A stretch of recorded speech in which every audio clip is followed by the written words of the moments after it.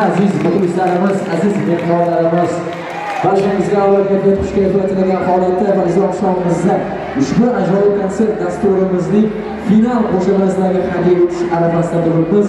Azizlarimiz, buni ta'kidlab o'tganimdek, va'daga muvofiq ana shu ajoyib bayramimiz Qurbon hayiti arafasida yana bir bor sizlarga mana shu yerga diydorlashishni, yana qaytadan bundanda bir chiroyli tarzda, bundanda yuksak ajoyib kayfiyat ila diydorlashishni biz reja qo'ydik va mana shu rejalarimizni amalga oshirish arafasida turibmiz.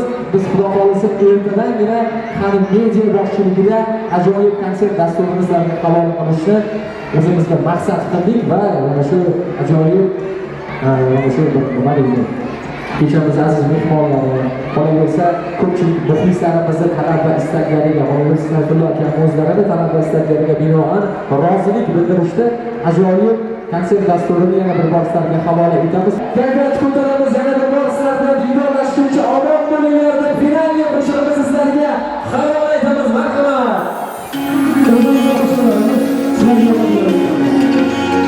Hammalarni yaxshi ko'raman. Chiroylarni yoqib turibmiz.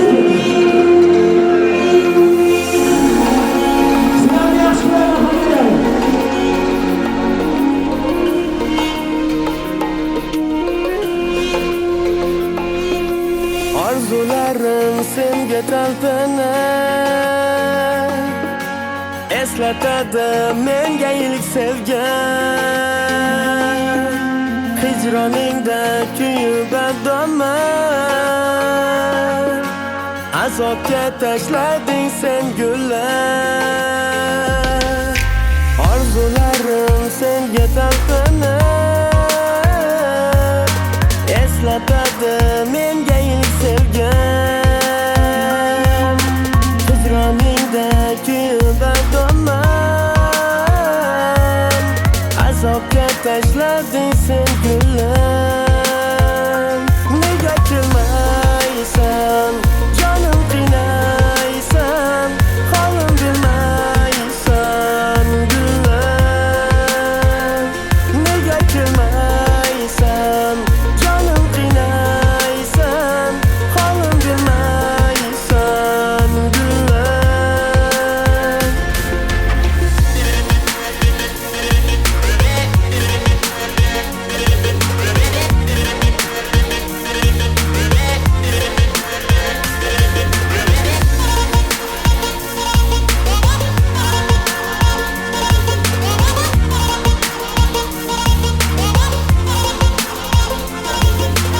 Olib ketar uzoqqa xayol, qiynar edi meni bir savol. Nega yo'qsan meni yonimda, kutar endi seni o'zga yo'l.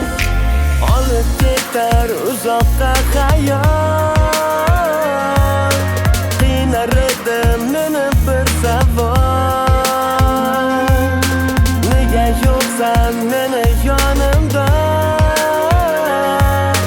kutar endi seni o'zga yo'l. Nega kelmaysan, jonim qiynaysan, holim bilmaysan gullar. Nega kelmaysan, jonim qiynaysan, holim bilmaysan gullar. Nega kelmaysan, jonim qiynaysan, holim bilmaysan gullar. Nega kelmaysan, jonim qiynaysan, holim bilmaysan gullar.